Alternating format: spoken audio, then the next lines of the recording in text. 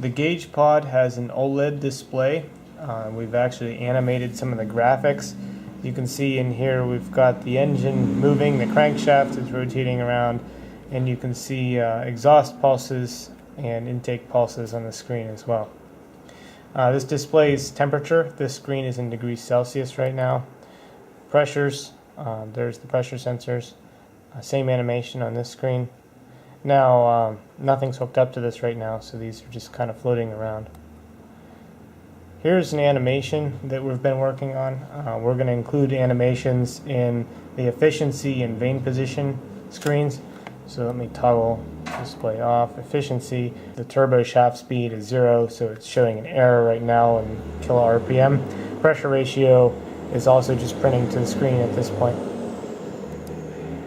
Vane position. Now if I go ahead and extend the vanes, you can hear them going in the background right now. I pushed the engine brake button and you can see the screen is flashing red and it's saying that the vanes have been fully extended. Soon we're going to have an animation. I'll put some CAD files in here that actually show the vanes moving. You see we toggle the screen, it still has the red box around it for the engine brake. That tells you that the engine brake is on and the vanes have extended. And that persists through all of the screens, pressures. Here's our animation screen, it's just our temporary screen. Display off. Even with no graphics on the display and a display off, the engine brake still displays so that you know that it's engaged. That's an important safety feature.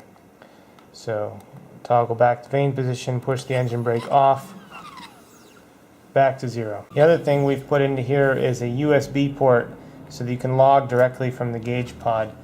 That's something that personally I've wanted to see in the product for a long time, but we kind of realized it.